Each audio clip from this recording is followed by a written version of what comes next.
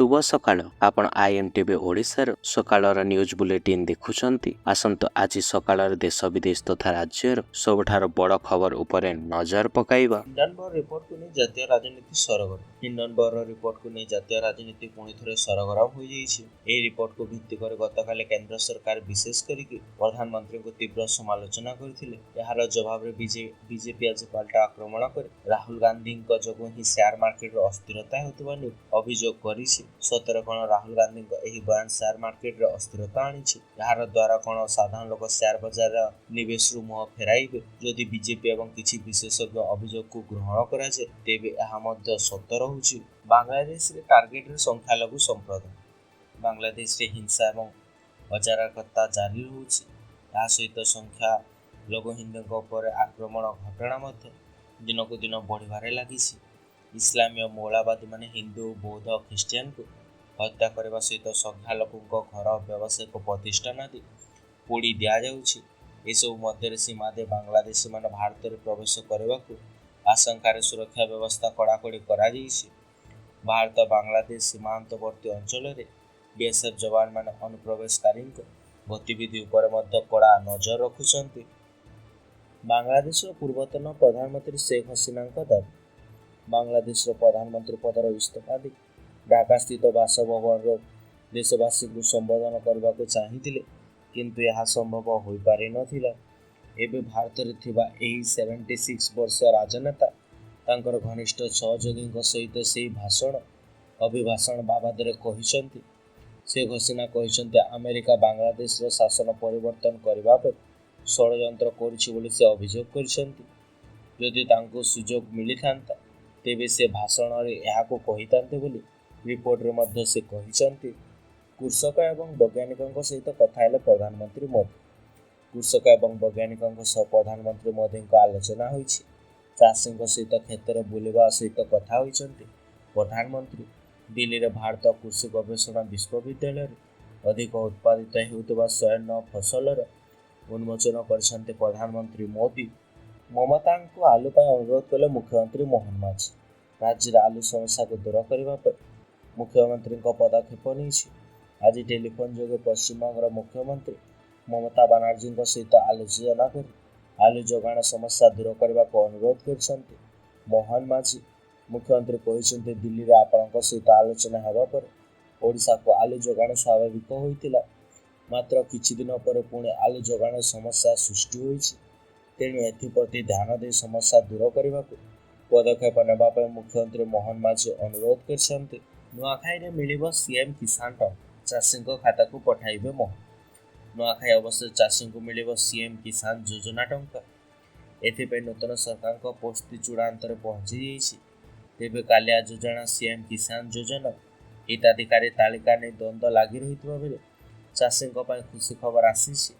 कालिया योजनार ना बदली सीएम किसान योजना होइछि किंतु कालिया योजना चाषी को मिलुवा सहायता राशि मिलिब कि नहीं ताहाको नहीं हिताधिकारी मध्य द्वंद्व लगी रही। कालिया योजन जो हिताधिकारी माने सहायता पाउथिले सेमानकु सीएम किसान योजना टंका मिलेबो कि नहीं ताहाको नहीं संदेह सृष्टि होछि। बीजेडी सुप्रीमो को भेटिले विभिन्न जिल्लार प्रतिनिधि। नवीन निवास रे बीजेडी सुप्रीमो तथा नवीन पट्टनायक सहित आलोचना करछन्ते पुरी एवं नवरंगपुर ब्लॉक एवं पंचायत प्रतिनिधि माने तथा भद्रक पौर परिषदर सदस्य विभिन्न समस्या संपर्क में विजु जनता दल सभापति नवीन पट्टनायक सहित आलोचना करछन्ति। एही प्रतिनिधि दल विजु जनता दल को तृणमूल स्तर मजबूत करने सेमाने काम जारी रखिबे बोली कहिसन्ति। लोकंक साथी रे रही दलर कार्यक्रम को आगे नेबा समस्त को परामर्श देइथिले नवीन। ओडिशार गर्व एवं स्वाभिमान कलिंग पुरस्कार को बंद करने षड्यंत्र। प्रचंड देशप्रेमी जातीयवादी एवं महान राजनीतिज्ञ दूरदर्शी जननेता बौद्धिक एवं वैमानिक विजु पट्टनायक प्रयास आरंभ होता यूनेस्को कलिंग पुरस्कार को बंद करने षड्यंत्र होइछि। 1952 मसीहार प्रदान करा सम्मानजनक पुरस्कार को हठात आर्थिक अनुदान बंद करने नहीं निष्पत्ति नहीं केंद्र सरकार जहां ने केंद्र मंत्री को चिठी लिखिं। विरोधी दल नेता तथा नवीन पट्टनायक आईएसआई पूर्वतन तथा मुख्य फौज मोहम्मद को गिरफ्त कला पाकिस्तान सेना। पाकिस्तान इतिहास प्रथम घटना घटी ପୂର୍ବତନ ଆଇଏସ୍ଆଇ ମୁଖ୍ୟଙ୍କୁ ଗିରଫ କରିଛନ୍ତି ପାକ୍ ସେନା। ଗୁଇନ୍ଦା ସଂସ୍ଥା ଆଇଏସ୍ର ପୂର୍ବତନ ମୁଖ୍ୟ ତଥା ଫୌଜ ମହମ୍ମଦକୁ ନିଜ ହେଫାଜତକୁ ନେଇଛନ୍ତି ପାକିସ୍ତାନୀ ସେନା। ଫୌଜ ହମିଦକୁ ସାମରିକ ହେଫାଜତକୁ ନେଇ ତାଙ୍କ ବିରୁଦ୍ଧରେ କୋର୍ଟ ମାର୍ଶଲ ପ୍ରକ୍ରିୟା ଆରମ୍ଭ କରିଛନ୍ତି ସେନା। ପାକିସ୍ତାନ ସୁପ୍ରିମକୋର୍ଟଙ୍କ ଆଦେଶ ପାଳନ କରି ଏହି ପଦକ୍ଷେପ ଗ୍ରହଣ କରାଯାଇଥିବା ନେଇ କହିଛନ୍ତି ପାକିସ୍ତାନ ସେନା। ଲେଫ୍ଟନାଣ୍ଟଙ୍କ ବିରୁଦ୍ଧରେ ରଜ୍ଜୁ ମାମଲାର ସତ୍ୟତା ଯାଞ୍ଚ କରାଯିବ। ବର୍ତ୍ତମାନ ପାକିସ୍ତାନ ସେନା ଅଧିନିୟମର ପ୍ରାବଧାନ ଅନୁଯାୟୀ ଲେଫ୍ଟନାଣ୍ଟ ଜେନେରାଲ ଫୌଜ ହମିଦ ବା ରିଟାର୍ଣ୍ଣଙ୍କ ବିରୁଦ୍ଧରେ କାର୍ଯ୍ୟାନୁଷ୍ଠାନ ମଧ୍ୟ ଆରମ୍ଭ କରାଯାଇଛି। ଜୁନ୍ 16ରେ ନେଟ୍ ପରୀକ୍ଷା। ବିଶ୍ୱବିଦ୍ୟାଳୟ ଅନୁଦାନ ଆୟୋଗ ବା ୟୁଜିସି ପକ୍ଷରୁ ନେଟ୍ ପରୀକ୍ଷା ପାଇଁ ଆବେଦନ ଆରମ୍ଭ ହୋଇଯାଇଛି। ମେ 10 ତାରିଖ ପର୍ଯ୍ୟନ୍ତ ଏଥିପାଇଁ ଆବେଦନ କରାଯାଇପାରିବ। ଜୁନ୍ 16 ତାରିଖରେ ନେଟ୍ ପରୀକ୍ଷା ଅନୁଷ୍ଠିତ ହେବ ବୋଲି ପରୀକ୍ଷା ସଞ୍ଚାଳନ କରୁଥିବା ନ୍ୟାସନାଲ ଟେଷ୍ଟିଂ ଏଜେନ୍ସି ବା ଏନ୍ଡିଏ ପକ୍ଷରୁ ବିଜ୍ଞପ୍ତି ପ୍ରକାଶ ପାଇଛି। ଆସେମାନେ ଅନଲାଇନରେ ୱେବସାଇଟରେ ଆବେଦନ କରିପାରିବେ। ନେଟ୍ରେ ଉତ୍ତୀର୍ଣ୍ଣ ଛାତ୍ରଛାତ୍ରୀଙ୍କ ମଧ୍ୟରୁ ଜୁନିୟର ରିସର୍ଚ୍ଚ ଡେଭଲପର ବା ଜିଆର୍ଏଫ୍ ପାଇବାକୁ ମଧ୍ୟ ଯୋଗ୍ୟ ବିବେଚିତ ହେବେ। ଆଜିଠାରୁ +3 ନାମଲେଖା ପାଇଁ ଦ୍ୱିତୀୟ ପର୍ଯ୍ୟାୟ ଆବେଦନ। +3 ନାମଲେଖା ପାଇଁ ଦ୍ୱିତୀୟ ପର୍ଯ୍ୟାୟ ଆବେଦନ ପ୍ରକ୍ରିୟା ଅପରାହ୍ନ 4ଟାରୁ ଆରମ୍ଭ ହେବ। ଇଚ୍ଛୁକ ଛାତ୍ରଛାତ୍ରୀମାନେ 29 ତାରିଖ 11:45 ପର୍ଯ୍ୟନ୍ତ ଆବେଦନ କରିପାରିବେ। ସେପ୍ଟେମ୍ବର 2 ତାରିଖ ଅପରାହ୍ନ 4ଟାରେ ପ୍ରଥମ ପର୍ଯ୍ୟାୟ ମେଧା ତାଲିକା ପ୍ରକାଶ ପାଇବ। ଚୟନ ହୋଇଥିବା ଛାତ୍ରଛାତ୍ରୀମାନେ 3ରୁ 6 ତାରିଖ ମଧ୍ୟରେ ନାମ ଲେଖାଇ ପାରିବେ। ୱେଲ୍ଡିଂ ଟେଷ୍ଟିଂରେ ଥିବା ଛାତ୍ରଛାତ୍ରୀଙ୍କ ମଧ୍ୟରୁ ଚୟନ ହୋଇଥିବା ଛାତ୍ରଛାତ୍ରୀଙ୍କ ତାଲିକା 10 ତାରିଖ ଅପରାହ୍ନ 2ଟାରେ ଉଚ୍ଚ ଶିକ୍ଷାନୁଷ୍ଠାନଗୁଡ଼ିକ ଏବଂ ତାଙ୍କ ନୋଟିସ୍ ବୋର୍ଡ ଏବଂ ୱେବସାଇଟରେ ପ୍ରକାଶ କରିପାରନ୍ତି ଏବଂ 11 ଏବଂ 12 ତାରିଖରେ ତାଙ୍କ ନାମଲେଖା ମଧ୍ୟ ହୋଇପାରିବ। ଆଉ ଏକ ଘୂର୍ଣ୍ଣିବଳୟ ସୃଷ୍ଟିର ସମ୍ଭାବନା। କାଲିଠାରୁ ବଢ଼ିବ ବର୍ଷା। ଗତକାଲି ରାଜ୍ୟରେ ବର୍ଷାର ପ୍ରଭାବ କମ୍ ରହିଥିବା ବେଳେ ଆଜି ସକାଳେ ପୁଣି ମେଘୁଆ ପାଗ ସହିତ କିଛି ସ୍ଥାନରେ ବର୍ଷା ହୋଇଛି। ଆଜି ଦିନ ତମାମ ଏମିତି ମେଘୁଆ ପାଗ ରହିଥିବା ବେଳେ କାଲିଠାରୁ ଅର୍ଥାତ୍ 13 ତାରିଖରେ ବର୍ଷାର ପ୍ରଭାବ ସାମାନ୍ୟ ହେବ। ଅଗଷ୍ଟ 13 ତାରିଖ ବେଳକୁ ଉତ୍ତର ବଙ୍ଗୋପସାଗରରେ ଏକ ଘୂର୍ଣ୍ଣିବଳୟ ସୃଷ୍ଟି ହୋଇଥିଲା।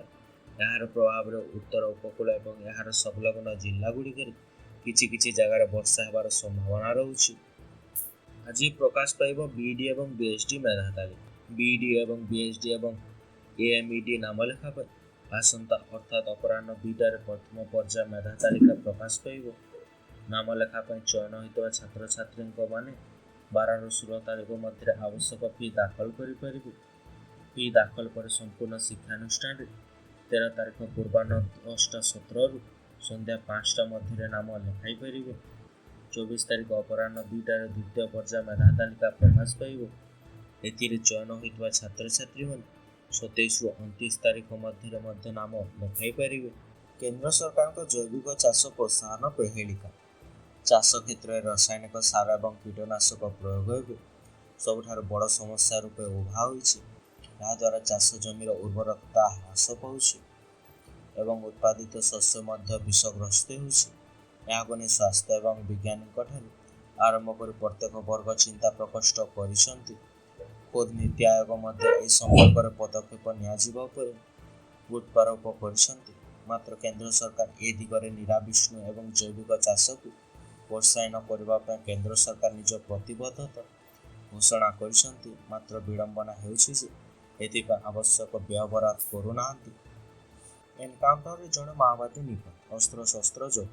ମାଲକାନଗିରି ଜିଲ୍ଲା ସୀମାନ୍ତ ଛତିଶଗଡ଼ ରାଜ୍ୟର ଦକ୍ଷିଣ ବସ୍ତର ଯବାନଙ୍କ ତଲାସୀ ଅଭିଯାନ ବେଳେ ମିଳିଛି ଏକ ବଡ଼ଧରଣର ସଫଳତା। ଯବାନ ଏବଂ ନକ୍ସଲଙ୍କ ମଧ୍ୟରେ ଗୁଳି ବିନିମୟ ଏବଂ ଜଣେ ମାଓବାଦୀ ନିହତ ହୋଇଥିବା ବେଳେ ବିପୁଳ ଅସ୍ତ୍ରଶସ୍ତ୍ର ଜବତ କରିଛନ୍ତି। ଯବାନମାନେ ସୂଚନା ଅନୁଯାୟୀ ଛତିଶଗଡ଼ର ଦକ୍ଷିଣ ବସ୍ତର ଅଞ୍ଚଳରେ ଥିବା ଇନ୍ଦ୍ରାବତୀ ନଦୀ ପାର କରି ଯବାନମାନେ ନେଲଗୋଡ଼ା ତୁଲାମିର ଇକେଲି ନିକଟସ୍ଥ ଜଙ୍ଗଲ ପାହାଡ଼ ତଲାସୀ ଅଭିଯାନ କରୁଥିଲେ। ଏହି ସମୟରେ ଜଙ୍ଗଲ କିଛି ସଶସ୍ତ୍ର ମାଓବାଦୀଙ୍କ ଉପସ୍ଥିତ ସମ୍ପର୍କରେ ମଧ୍ୟ ସୂଚନା ପାଇଥିଲେ। ରାଜ୍ୟ ବାହାରେ ଜମି କିଣିଥିଲେ ଫସିବେ ସରକାରୀ ବାବୁ। ରାଜ୍ୟ ବାହାରେ ଜମି କିଣିଥିଲେ ସରକାରୀ ବାବୁମାନଙ୍କୁ ଧରିବା ପାଇଁ ଭିଜିଲାନ୍ସ ନୂତନ ଯୋଜନା କରିଛନ୍ତି। ରାଜ୍ୟ ବାହାରେ ଜମି କିଣିଥିବା ବାବୁଙ୍କ ସମ୍ପତ୍ତି ତାଲିକା ଜାଣିବା ପାଇଁ ଭିଜିଲାନ୍ସ ସବୁ ରାଜ୍ୟର ଆଇଜିଆର୍ ବା ଇନ୍ସପେକ୍ଟର ଜେନେରାଲ ରେଜିଷ୍ଟ୍ରେସନକୁ ମଧ୍ୟ ଚିଠି ଲେଖିବେ। ଓଡ଼ିଶାରେ ଚାକିରି କରୁଥିବା ଯେଉଁ ବାବୁମାନେ ରାଜ୍ୟ ବାହାରେ ସମ୍ପତ୍ତି କିଣିଛନ୍ତି ତାହାର ତାଲିକା ଦେବାକୁ ମଧ୍ୟ କୁହାଯିବ। ତାଲିକା ଆସିବା ପରେ ସେମାନଙ୍କ ଆୟ ବହିର୍ଭୂତ ସମ୍ପତ୍ତି ଯାଞ୍ଚ କରାଯାଇ ଚଢ଼ଉ କରାଯିବ ବୋଲି ଭିଜିଲାନ୍ସ ପକ୍ଷରୁ ମଧ୍ୟ ସୂଚନା ଦିଆଯାଇଛି। ରାଜ୍ୟରେ ରହୁଥିବା ବାଂଲାଦେଶୀଙ୍କୁ ଚିହ୍ନଟ କରାଯିବ। ବାଂଲାଦେଶରେ ହିଂସା ହେବା ପରେ ସେଠାରୁ ଅଶାନ୍ତିର ବାତାବରଣ ଦେଖାଯାଉଛି। ତେଣୁ ଶହ ଶହ ବାଂଲାଦେଶୀ ଜଳପଥରେ ଓଡ଼ିଶାକୁ ପ୍ରବେଶ କରିବାକୁ ବ୍ୟସ୍ତ ହେଉଛନ୍ତି। ଜଳପଥରେ ସେମାନେ ଏକାଧିକ ବୋଟ୍ ଭଡ଼ା କରୁଥିବା ନେଇ ସୂଚନା ମିଳିଥିବା ପରେ ମେରାଇନ୍ ଥାନା ପେଟ୍ରୋଲିଂକୁ ଜୋରଦାର କରାଯାଉଛି। ଆହୁରି ମଧ୍ୟ ସ୍ଥଳପଥରେ ବାଂଲାଦେଶୀ ସୀମାରେ ହଜାର ହଜାର ହିନ୍ଦୁ ଭାରତ ପ୍ରବେଶ କରିବାକୁ ଭିଡ଼ ଜମାଉଛନ୍ତି। ଏହାରି ମଧ୍ୟରେ ରାଜ୍ୟ ଆଇନ ମନ୍ତ୍ରୀ ପୃଥ୍ୱୀରାଜ ହରିଚନ୍ଦନ ମଧ୍ୟ ବୟାନ ଦେଇଛନ୍ତି। ପାକ୍ ସେନା ଆତ୍ମସମର୍ପଣ ପ୍ରତିମୂର୍ତ୍ତି ଭାଙ୍ଗିଦେଲେ। ବାଂଲାଦେଶ ସ୍ୱାଧୀନତାର ସ୍ମାରକ ଭାବେ ପରିଚିତ 1971 ଯୁଦ୍ଧ ପରବର୍ତ୍ତୀ ପାକିସ୍ତାନର ସେନା ଆତ୍ମସମର୍ପଣ କରୁଥିବା ପ୍ରତିମୂର୍ତ୍ତିକୁ ଭାଙ୍ଗି ଦିଆଯାଇଛି। ଭାରତ ବିରୋଧୀ ଆନ୍ଦୋଳନକାରୀମାନେ ଉକ୍ତ ପ୍ରତିମୂର୍ତ୍ତିକୁ ଭାଙ୍ଗି ଦେଇଥିବା ନେଇ କଂଗ୍ରେସ ନେତା ତଥା ଶଶୀ ଥରୁର କହିବା ସହିତ ଭଙ୍ଗା ପ୍ରତିମୂର୍ତ୍ତିର ଫଟୋ ସେୟାର କରିଛନ୍ତି। ମୁଜିବନଗରସ୍ଥିତ 1971 ଶହୀଦ ସ୍ମାରକ ପାଇଁ କମ୍ପ୍ଲେକ୍ସରେ ଉକ୍ତ ପ୍ରତିମୂର୍ତ୍ତିଟି ମଧ୍ୟ ରହିଥିଲା।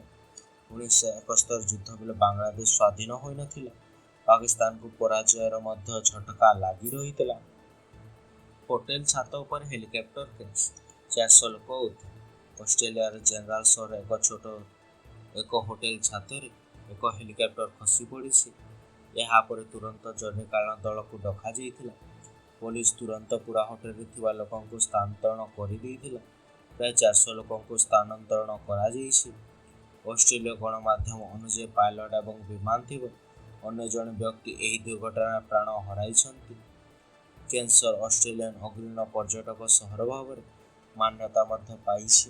ଏହା ଅଷ୍ଟ୍ରେଲିଆର ଗ୍ରେଟ୍ ବ୍ୟାରିଜ୍ ଅଫ୍ ପ୍ରବେଶ ଦ୍ୱାର ଭାବେ ମଧ୍ୟ ବିବେଚନା କରାଯାଏ। ଜୟଶଙ୍କର ପହଞ୍ଚିବା ପରେ ମାଳଦ୍ୱୀପର ଅହଙ୍କାର ଭାଙ୍ଗିଲା। ଭାରତ ଏବଂ ଏହାର ଛୋଟ ପଡ଼ୋଶୀ ଦେଶ ମାଳଦ୍ୱୀପ ମଧ୍ୟରେ ସମ୍ପର୍କ ପୁଣି ଥରେ ଟ୍ରାକ୍କୁ ଫେରୁଛି। ଚାଇନା ସମର୍ଥନ ସତ୍ତ୍ୱେ ରାଷ୍ଟ୍ରପତି ମହମ୍ମଦ ମୁଇଜ୍ ଭାରତ ସହିତ ସମ୍ପର୍କ ନଷ୍ଟ କରିବାକୁ ଚାହୁଁନାହାନ୍ତି। ଏହି କାରଣରୁ ସେ ବର୍ତ୍ତମାନ ମାଳଦ୍ୱୀପ ଭାରତ ନୀତିରେ ପରିବର୍ତ୍ତନ ଆଣୁଛନ୍ତି। ମାଳଦ୍ୱୀପର ମୁଖ୍ୟ ବିରୋଧୀ ଦଳ ତଥା ମାଳଦ୍ୱୀପ ଡେମୋକ୍ରାଟିକ୍ ପାର୍ଟି ବା MDP ମୁଇଜ୍ଙ୍କ ନେତୃତ୍ୱାଧୀନ ସରକାର ଥିବା ନେଇ ନୀତି ପରିବର୍ତ୍ତନକୁ ସ୍ୱାଗତ କରିଛନ୍ତି। ଏହା ଭାରତକୁ ମିଳିଥିବା ସହାୟତା ବଜାୟରେ ମଧ୍ୟ ଆଲୋଚନା କରିଛନ୍ତି। ବୈଦେଶିକ ମନ୍ତ୍ରୀ S ଜୟଶଙ୍କର ମାଳଦ୍ୱୀପକୁ 3 ଦିନିଆ ମଧ୍ୟ ଗସ୍ତ କରିଛନ୍ତି। ଟ୍ୱିଟ୍ କରି ମୋହନ ସରକାରଙ୍କ ଉପରେ ବର୍ଷିଲେ ନବୀନ, କହିଦେଲେ ଏମିତି। ଭାଜପାର ନିର୍ବାଚନ ପ୍ରତିଶ୍ରୁତି ଏବେ ବିଜେଡି ସୁପ୍ରିମୋ ତଥା ବିରୋଧୀ ଦଳ ନେତା ନବୀନ ପଟ୍ଟନାୟକ ଟାର୍ଗେଟ କରିଛନ୍ତି। ଟ୍ୱିଟ୍ କରିକି ନବୀନ କହିଛନ୍ତି 3000ରୁ 3500 ଭତ୍ତା ବୃଦ୍ଧି କରିବା ପାଇଁ ପ୍ରତିଶ୍ରୁତି ଦିଆଯାଇଥିଲା।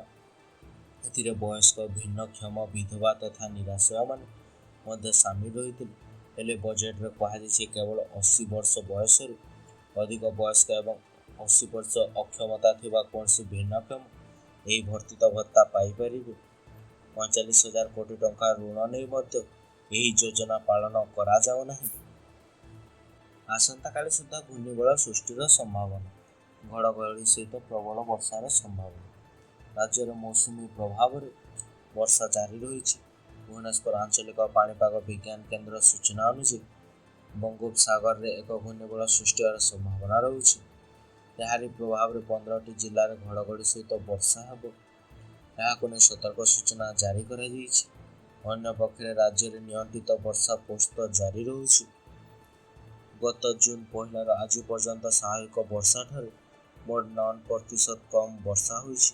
ଏହି ସମୟ ମଧ୍ୟରେ 10ଟି ଜିଲ୍ଲାରେ ନିୟନ୍ତ୍ରଣ ବର୍ଷା ହୋଇଥିବା ନେଇ ପାଣିପାଗ କେନ୍ଦ୍ର ପକ୍ଷରୁ ସୂଚନା ଦିଆଯାଇଛି। ପୁଣି 2 ଜଣ ବିଧାୟକଙ୍କୁ ଝଟକା, ହାଇକୋର୍ଟ ପଠାଇଲେ ନୋଟିସ୍। ପୁଣି 2 ଜଣ ବିଧାୟକଙ୍କୁ ଲାଗିଛି ବଡ଼ ଝଟକା। 2ଟି ନିର୍ବାଚନୀ ଅନିୟମିତତା ମାମଲାରେ ହାଇକୋର୍ଟ ନୋଟିସ୍ ଜାରି କରିଛନ୍ତି। ରାଉରକେଲା ବିଧାୟକ ତଥା ସାରଦା ପ୍ରସାଦ ନାୟକଙ୍କୁ ନୋଟିସ୍ ଦିଆଯାଇଥିବା ବେଳେ ନୂଆପଡ଼ା ବିଧାୟକ ରାଜେନ୍ଦ୍ର ଢୋଲାକିଆଙ୍କୁ ମଧ୍ୟ ନୋଟିସ୍ ଦିଆଯାଇଛି। ନିର୍ବାଚନରେ ଅନିୟମିତତା ହୋଇଥିବା ନେଇ ରଜ୍ଜୁ ମାମଲାରେ ହାଇକୋର୍ଟ ତାଙ୍କୁ ନୋଟିସ୍ ଜାରି କରିଛନ୍ତି। ନାମାଙ୍କନ ବେଳେ ମିଥ୍ୟା ସତ୍ୟପାଠ ଦାଖଲ ଅଭିଯୋଗରେ ଶୁଣାଣି ହୋଇଥିଲା। ସେପ୍ଟେମ୍ବର ମାସରେ ମାମଲାର ପରବର୍ତ୍ତୀ ଶୁଣାଣି ହେବ ବୋଲି ମଧ୍ୟ କୁହାଯାଉଛି। ଆଜି ସନ୍ଧ୍ୟାରେ ଦିଲ୍ଲୀ ଯିବେ ମୁଖ୍ୟମନ୍ତ୍ରୀ, ଏସବୁ ଉପରେ ଫୋକସ୍। ମୁଖ୍ୟମନ୍ତ୍ରୀ ମୋହନ ଚରଣ ମାଝୀ ଦିଲ୍ଲୀ ଗସ୍ତରେ ଯିବେ। ନୂଆଦିଲ୍ଲୀର ଭାରତ ମଣ୍ଡପରେ ଥିବା ସରକାରୀ କାର୍ଯ୍ୟକ୍ରମରେ ଯୋଗ ଦେବା ପାଇଁ ସାରା ଦିଲ୍ଲୀ ଗସ୍ତ କରିବେ। ଏନ୍ଏଚ୍ଏ କର୍ତ୍ତୃପକ୍ଷଙ୍କ ସହିତ ଓଡ଼ିଶା ଜାତୀୟ ରାଜପଥ ନେଇ ଆଲୋଚନା କରାଯିବ। ତା ସହିତ ଅନେକ କେନ୍ଦ୍ରମନ୍ତ୍ରୀ ଏବଂ କେନ୍ଦ୍ରୀୟ ନେତୃତ୍ୱଙ୍କୁ ଭେଟିବାର କାର୍ଯ୍ୟକ୍ରମ ରହିଛି। ରେଳ ପ୍ରକଳ୍ପ ପରେ ଜାତୀୟ ରାଜପଥ ଏବଂ ସଡ଼କ ପଥ ପ୍ରକଳ୍ପ ଉପରେ ମଧ୍ୟ ରାଜ୍ୟ ସରକାରଙ୍କ ଫୋକସ୍ ରହିଛି। ରାଜ୍ୟକୁ ନୂତନ ପ୍ରକଳ୍ପ ଆସିବା ନେଇ କେନ୍ଦ୍ର ମନ୍ତ୍ରୀଙ୍କ ସହିତ ମୁଖ୍ୟମନ୍ତ୍ରୀ ମଧ୍ୟ ଆଲୋଚନା କରିବେ। ପୁରୀରେ ପ୍ରବଳ ବର୍ଷା ସହିତ ଘଡ଼ଘଡ଼ି ସହିତ ବଜ୍ରପାତ, ଜଣେ ମହିଳାଙ୍କ ଜୀବନ ଗଲା ଏବଂ 8 ଜଣ ଆହତ। ପୁରୀରେ ପ୍ରବଳ ବର୍ଷା ଏବଂ ଘଡ଼ଘଡ଼ି ସହିତ ବଜ୍ରପାତ ହୋଇଛି, ଫଳରେ ଜଣେ ମହିଳାଙ୍କ ଜୀବନ ଯାଇଥିବା ବେଳେ 8 ଜଣ ଆହତ ହୋଇଛନ୍ତି। ଇତନା ଭୋଇ ସାହିରେ ଏହି ବଜ୍ରପାତ ଘଟିଛି। ତେବେ ସମସ୍ତ ଆହତଙ୍କୁ ପୁରୀ ମୁଖ୍ୟ ଜିଲ୍ଲା ଚିକିତ୍ସାଳୟରେ ଭର୍ତ୍ତି କରାଯାଇଛି। ଆସନ୍ତାକାଲି ପାଇଁ 18ଟି ଜିଲ୍ଲାକୁ ଜାରି ହୋଇଛି ୟେଲୋ ୱାର୍ଣ୍ଣିଂ। ଭଦ୍ରକ, ବାଲେଶ୍ୱର, ମୟୂରଭଞ୍ଜ, କେନ୍ଦ୍ରାପଡ଼ା, ଯାଜପୁର, କେନ୍ଦୁଝର, ସୁନ୍ଦରଗଡ଼, ଦେବଗଡ଼, ଅନୁଗୁଳ, ସମ୍ବଲପୁର, ଝାରସୁଗୁଡ଼ା, ବରଗଡ଼, ସୁବର୍ଣ୍ଣପୁର, ବଲାଙ୍ଗୀର, ନୂଆପଡ଼ା, କଳାହାଣ୍ଡି, ନବରଙ୍ଗପୁର ଏବଂ କୋରାପୁଟ ଜିଲ୍ଲାକୁ ୟେଲୋ ୱାର୍ଣ୍ଣିଂ ମଧ୍ୟ ଜାରି କରାଯାଇଛି। ହୀରାକୁଦ ନଦୀବନ୍ଧ ବିସ୍ଥାପିତଙ୍କୁ ଡିସେମ୍ବର ଶେଷ ସୁଦ୍ଧା ମିଳିବ ଜମିପଟ୍ଟା। ହୀରାକୁଦ ନଦୀବନ୍ଧ ଯୋଜନାରେ ବିସ୍ଥାପିତ ଜମିପଟ୍ଟା ଦିଆଯିବ ବୋଲି ରାଜସ୍ୱ ଏବଂ ବିପର୍ଯ୍ୟୟ ପ୍ରଶମନ ମନ୍ତ୍ରୀ ସୁରେଶ ପୂଜାରୀ କହିଛନ୍ତି। ଚଳିତ ବର୍ଷ ଡିସେମ୍ବର ଶେଷ ସୁଦ୍ଧା ଜମିପଟ୍ଟା ଦେବା ଲାଗି ମନ୍ତ୍ରୀ ପୂଜାରୀ ଝାରସୁଗୁଡ଼ାର ଏକ କାର୍ଯ୍ୟକ୍ରମରେ ଘୋଷଣା କରିଛନ୍ତି। 70 ବର୍ଷ ବିତି ଯାଇଥିଲେ ମଧ୍ୟ ନ୍ୟାୟ ମିଳିପାରିଥିବା ନେଇ ପରିବାରକୁ ଡିସେମ୍ବର 31 ସୁଦ୍ଧା 10ଟି ସିମେଣ୍ଟ ଲେଖାଏଁ ଜମି ପ୍ରଦାନ କରାଯିବ ବୋଲି ମନ୍ତ୍ରୀ ମଧ୍ୟ କହିଛନ୍ତି। ସୂଚନା ଅନୁସାରେ ହୀରାକୁଦ ନଦୀବନ୍ଧ ହେବାରୁ 46ଟି ରାଜସ୍ୱ ଗ୍ରାମ ମଧ୍ୟ ଜଳମଗ୍ନ ହୋଇଯାଇଥିଲା। ସାଙ୍ଗମାନଙ୍କ ସହିତ ବୁଲିବାକୁ ଆସି ଡ୍ୟାମ୍ରେ ବୁଡ଼ିଗଲେ ଯୁବକ। କଟକ ଚୌଦ୍ୱାର ମଙ୍ଗରାଜପୁର ସ୍ଥିତ ଡମଣାମଣି ଡ୍ୟାମ୍ରେ ଏକ ଅଘଟଣ ଘଟିଛି। ଡ୍ୟାମ୍ରେ ବୁଡ଼ି ଜଣେ ଯୁବକ ନିଖୋଜ ହୋଇଛନ୍ତି। ନିଖୋଜ ଯୁବକଙ୍କ ସମ୍ପୂର୍ଣ୍ଣ ପରିଚୟ ମିଳିପାରିନଥିବା ବେଳେ ତାଙ୍କ ଘର ବିରିଟିଆ ଅଞ୍ଚଳର ବୋଲି ସୂଚନା ମିଳିଛି। ମିଳିଥିବା ସୂଚନା ମୁତାବକ କେତେ ଜଣ ସାଙ୍ଗ ଡମଣାମଣି ଡ୍ୟାମ୍କୁ ବୁଲିବାକୁ ଆସିଥିଲେ। ପରେ ସାଙ୍ଗମାନଙ୍କ ଡ୍ୟାମ୍ରେ ମଧ୍ୟ ଗାଧୋଉଥିଲେ। ସେତିକିବେଳେ ଜଣେ ଯୁବକ ପାଣିରେ ବୁଡ଼ି ନିଖୋଜ ହୋଇଯାଇଛନ୍ତି। ଏହାକୁ ନେଇ ସାଙ୍ଗମାନେ ତୁରନ୍ତ ସ୍ଥାନୀୟ ଅଗ୍ନିଶମ କର୍ମଚାରୀଙ୍କୁ ସେମାନେ ମଧ୍ୟ ଖବର ଦେଇଥିଲେ। ନିଜକୁ ସ୍ୱଚ୍ଛ ପ୍ରମାଣିତ କରନ୍ତୁ, ଏହା କହିଛନ୍ତି ସେବୀ ଅଧ୍ୟକ୍ଷ। ସେବୀ ଅଧ୍ୟକ୍ଷ ମାଧବୀ ପୁରୀ ଭୁଜ ଅଫ୍ସୋର କମ୍ପାନୀର ପୁଞ୍ଜି ନିବେଶ କରିଥିବା ନେଇ ସ୍ୱୀକାର କରିଛନ୍ତି। ତାଙ୍କର ସିଙ୍ଗାପୁର ଏବଂ ଭାରତୀୟ ଏକ୍ସଚେଞ୍ଜ ଫାର୍ମାରେ ଗ୍ରାହକଙ୍କ ସହିତ ଡିଲ୍ ସମ୍ପର୍କରେ ନିଜର ସ୍ୱଚ୍ଛତା ପ୍ରମାଣ କରିବାକୁ ଆମେରିକ ରିସର୍ଚ୍ଚ ଫର୍ମ ହିଣ୍ଡନବର୍ଗ ମାଧବୀଙ୍କୁ ଆହ୍ୱାନ ଦେଇଛି। ହିଣ୍ଡନବର୍ଗର ସଦସ୍ୟତମ ଅଭିଯୋଗ ସେବୀର ବିଶ୍ୱସନୀୟତା ଉପରେ ଆକ୍ରମଣ ଏବଂ ଚରିତ୍ର ହନନ କରିବାକୁ ଉଦ୍ୟମ କରିଛି। ମାଧବୀ ଏବଂ ତାଙ୍କ ସ୍ୱାମୀ ମନ୍ତବ୍ୟ ଦେଇଥିଲେ। ଏହାପରେ ରିସର୍ଚ୍ଚ ଫାର୍ମସ୍ ଏକ୍ସରେ ଏକାଧିକ ପୋଷ୍ଟ ଜରିଆରେ ମଧ୍ୟ ଜବାବ ଦେଇଛି। ପେଟ୍ରୋଲ ଉପରେ ଡିଜେଲରେ ଇଥାନଲ ମିଶାଇବେ କେନ୍ଦ୍ର ସରକାର। ଭାରତରେ ପେଟ୍ରୋଲ ପରେ ଏବେ ଡିଜେଲରେ ଇଥାନଲ ମିଶ୍ରଣ ପାଇଁ ଯୋଜନା ପ୍ରସ୍ତୁତ ହେଉଛି। ସରକାର ଏଥିପାଇଁ ଏକ ନୂତନ ଯୋଜନାର ମୂଲ୍ୟାଙ୍କନ କରୁଛନ୍ତି, ଯାହା କାର୍ଯ୍ୟକାରୀ ହେବା ପରେ ପେଟ୍ରୋଲ ପରେ ଡିଜେଲରେ ଇଥାନଲକୁ ମିଶ୍ରଣ କରିବା ସମ୍ଭବ ହେବ। ଟାଇମ୍ସ ଅଫ୍ ଇଣ୍ଡିଆର ଏକ ରିପୋର୍ଟ ଅନୁଯାୟୀ ପେଟ୍ରୋଲରେ 20% ଇଥାନଲ ମିଶ୍ରଣ କରିବାର ଲକ୍ଷ୍ୟ ହାସଲ କରିବା ଦିଗରେ ସରକାର ସଫଳତାର ନିକଟତର ହେଉଥିବା ବେଳେ ଡିଜେଲରେ ମଧ୍ୟ ଇଥାନଲ ମିଶ୍ରଣ କରିବାକୁ ଚାହୁଁଛନ୍ତି। ପେଟ୍ରୋଲରେ 20% ଇଥାନଲ ମିଶ୍ରଣ କରିବାକୁ ସରକାର ଧାର୍ଯ୍ୟ କରୁଥିବା ନେଇ ଲକ୍ଷ୍ୟ ରଖିଛନ୍ତି। ଆସନ୍ତା 2 ବର୍ଷ ମଧ୍ୟରେ ହାସଲ ହେବ ବୋଲି ମଧ୍ୟ ଆଶଙ୍କା କରାଯାଉଛି। ରାଜ୍ୟପାଳ ଏବଂ ମୁଖ୍ୟମନ୍ତ୍ରୀଙ୍କ ସୁରକ୍ଷାରୁ ହଟିବେ 102 ଜଣ ପୋଲିସ କର୍ମଚାରୀ। ରାଜ୍ୟପାଳ ଏବଂ ମୁଖ୍ୟମନ୍ତ୍ରୀଙ୍କ ସୁରକ୍ଷା ପାଇଁ ନିୟୋଜିତ 102 ଜଣ ପୋଲିସ କର୍ମଚାରୀଙ୍କୁ ହଟାଇ ଦିଆଯିବ। ସେମାନଙ୍କ ସ୍ଥାନରେ ପିଏସ୍ଓ, କମିଶନରେଟ୍, ଏଡିଆର୍ପି ଏବଂ ସ୍ୱତନ୍ତ୍ର ସୁରକ୍ଷା ବଳରେ ନିୟୋଜିତ କନେଷ୍ଟବଳ ଏବଂ ହେଡ୍ କନେଷ୍ଟବଳମାନଙ୍କୁ ନିୟୋଜିତ କରାଯିବ। ମାନ୍ୟଗଣ୍ୟ ବ୍ୟକ୍ତିଙ୍କ ସୁରକ୍ଷା ପାଇଁ ସେମାନଙ୍କୁ ନିୟୋଜିତ କରିବାକୁ ନିଷ୍ପତ୍ତି ନିଆଯାଇଛି। ସୁରକ୍ଷାରୁ ହଟିଥିବା ଅଧିକାଂଶ ପୋଲିସ ଗୁଳି ବିନିମୟରେ ବିଫଳ ହୋଇଥିଲେ। ଏହା ବ୍ୟତୀତ ଅନନ୍ୟ କାରଣରୁ ତାଙ୍କୁ ହଟାଇବାକୁ ମଧ୍ୟ ନିଷ୍ପତ୍ତି ନିଆଯାଉଛି। ଧନ୍ୟବାଦ ଆମ ସହିତ ଥିବାକୁ। ଆଶା କରୁଛୁ ଆପଣ ଆମ ଭିଡ଼ିଓଟିକୁ ଉପଭୋଗ କରିଛନ୍ତି। ଯଦି ଆପଣଙ୍କୁ ଏହା ଭଲ ଲାଗିଥିଲା ତେବେ ଲାଇକ୍, ସେୟାର, ସବସ୍କ୍ରାଇବ୍ କରିବାକୁ ଭୁଲନ୍ତୁ ନାହିଁ। ଆମେ ଆପଣଙ୍କ କମେଣ୍ଟ ବା ମତାମତର ଅପେକ୍ଷାରେ ରହୁଛୁ। ପରବର୍ତ୍ତୀ ଭିଡ଼ିଓ ପାଇଁ ଜଡ଼ିତ ରୁହନ୍ତୁ ଏବଂ ଆସନ୍ତା ସମୟ ପର୍ଯ୍ୟନ୍ତ ଆପଣଙ୍କ ଉପରେ ମହାପ୍ରଭୁ ଜଗନ୍ନାଥଙ୍କ ଆଲୋକ ବର୍ଷା ହେଉ।